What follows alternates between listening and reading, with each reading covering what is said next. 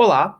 Neste IELTS Listening Assignment, nós temos uma dinâmica de questão, ou melhor, de questões, que é própria da parte 4 do exame IELTS Listening, onde que você tem um monólogo, uma pessoa de fato abrangendo determinado assunto de uma forma mais aprofundada e anotações sendo feitas, considerando, portanto, que aqui você tem 10 questões para preencher.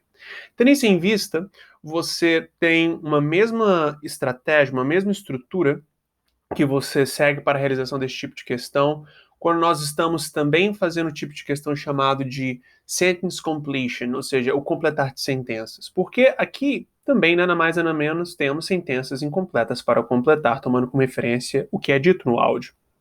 Independente se neste contexto em particular, esteticamente as coisas estão organizadas num contexto de anotação. Então, a primeira coisa que nós precisamos aqui de prestar atenção é que nós temos que utilizar uma palavra, one word only, para a resposta de cada uma dessas perguntas. E se nós não respeitarmos essa dinâmica, não respeitarmos esse limite, nós perdemos a questão, tudo bem? Então, você sempre utiliza somente uma palavra ou um número, pois um número equivale a uma palavra também, mas não mais do que isso. E detalhe, artigos como a ou when, todos são considerados palavras, mesmo então se você tem na realidade somente uma letra nesta palavra, tudo bem? Quando nós estamos aqui tendo uma dinâmica de preencher sentenças incompletas num contexto de anotação, é muito importante nós, nos 30 segundos que temos anteriores ao áudio começar, deixar os elementos os mais bem óbvios para a gente. Ou seja, você tem aqui o noise maps relacionado ao 1 e relacionado ao 2. Então é muito importante compreendermos que o 1 e o 2 são relacionados ao noise maps. Caso nós percamos a referência inicial que é noise maps, nós podemos também nos perder no que diz respeito a onde que estamos no áudio. E assim, no final das contas, não conseguimos responder as questões. Então, além de deixarmos óbvio o elemento macro a ser, de fato, aqui escutado no áudio, ou há um sinônimo dele para podermos estar completando as sentenças, é crítico igualmente nós estarmos prestando atenção, em especial, a palavras-chave que se encontram logo antes e logo depois dos espaços em branco. Então, aqui você tem o people's neighbors are in the, então definitivamente neighbors é uma palavra-chave. Aqui, the noise, people realize the noise, e depois issue that must be dealt with. Lembrando que, de fato, issue é problema e dealt with é lidado. Então, essas são palavras que quando você escutar, ou há sinônimos das mesmas, você encontra a resposta 2 no áudio.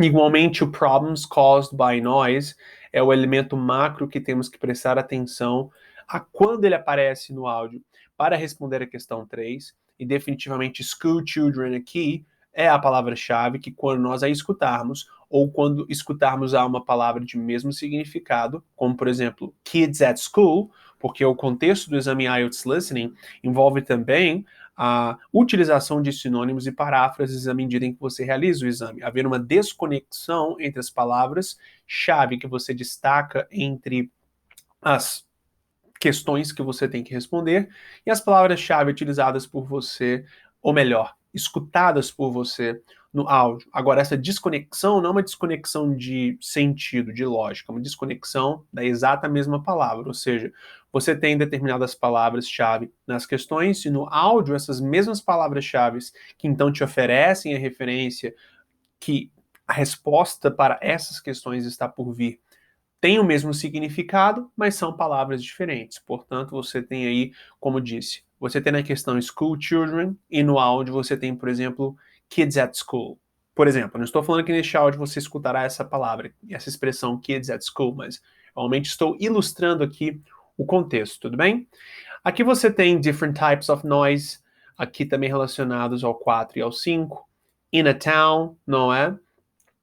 Igualmente aqui é sciences, questionnaires, researchers são palavras-chave. Uma observação importante, o que são palavras-chave?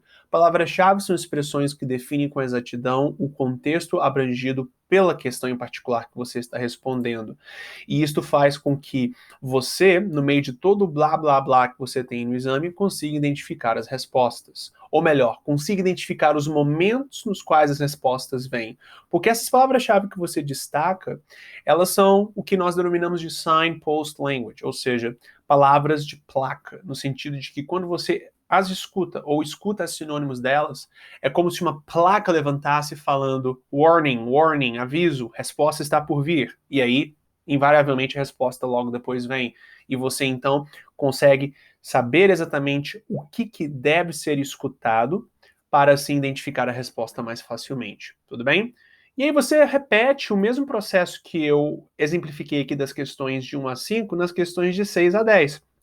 Porque esta é uma forma, de fato, inteira aqui de se fazer essa questão. Este é um bloco de 10 questões que segue a mesma dinâmica e mecânica. Portanto, é crítico relacionar elementos macro com as respostas a serem dadas e o destacar de palavras-chave, sempre considerando que você tem que usar somente uma palavra na resposta para todas estas questões. E tem que ser exatamente a mesma palavra que você escuta no áudio, não um sinônimo ou paráfrase dela. Tudo bem?